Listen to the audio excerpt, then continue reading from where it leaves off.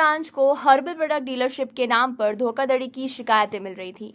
Crime branch को मिली शिकायतों के बाद क्राइम ब्रांच द्वारा कार्यवाही की गई, जिसमें लसुड़िया थाना क्षेत्र में एक कॉल सेंटर चलता पाया गया, जहां से ये लोगों को कॉल करके डीलरशिप देने के नाम पर अमाउंट ट्रांसफर कराते थे।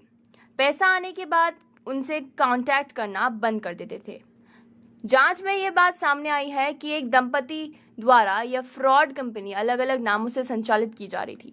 वहीं क्राइम ब्रांच द्वारा अब तक दंपति सहित 11 लोगों को हिरासत में लिया गया है, जिसमें कॉल सेंटर चलाने वाले, फर्जी सिम उपलब्ध कराने वाले और फर्जी सिम से कॉल करने वाले लोगों को गिरफ्तार किया गया है।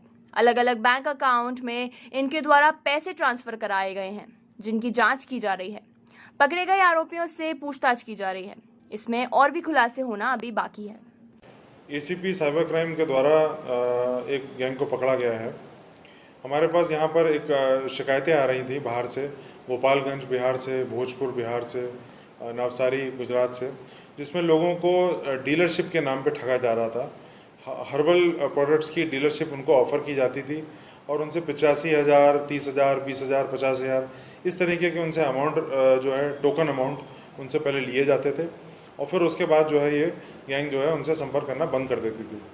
इन शिकायतों पर कार्रवाई करते हुए, क्योंकि इन सब शिकायतों से कहीं ना कहीं इंदौर का नाम खराब हो रहा था, इस पर क्राइम ब्रांच के द्वारा इन शिकायतों को सीरियसली लिया गया और इसमें हमने इस गैंग को ट्रेस किया है। इसमें लगभग अभी तक 11 लोग पकड़े जा चुके हैं और इसमें एक दंपति द्वारा अलग अलग नामों से कंपनियां संचालित की जा रही थी, जैसे forever sunshine, happy herbs, herbal sunshine और सुपर शॉप नेटवर्क, इस टाइप की कंपनियां इनके द्वारा संचालित की जा रही थी।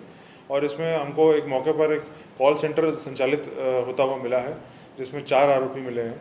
वो लोग अलग अलग देश के अलग अलग लोगों को फ़ोन कॉल करते थे और उनको झांसे में लेने का प्रयास करते थे। इसके अलावा वो अकाउंट होल्डर्स जिनके खातों में ये पैसे आते थे, उनको भी गिरफ्तार किया गया है।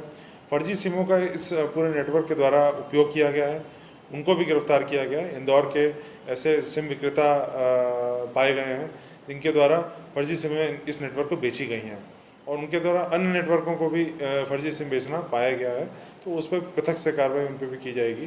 तो इस तरह से कुल 11 लोगों को गिरफ्तार किया गया है। काफ़ी बैंक अकाउंटों ने इन्होंने पैसे लिए हैं। लगातार ये लोग बैंक अकाउंटों में पैसे लेते थे कुछ समय के लिए, फिर उसको बंद कर देते थे, फिर नया अकाउंट शुरू करते थे। इसी तरह अपने नंबर भी ये बार बार बदलते रहते थे। तो काफ़ी सुनियोजित तरीके से इन्होंने इस पूरे झांसे देने का और छल करने का जो कार्य था, ये चल रहा था।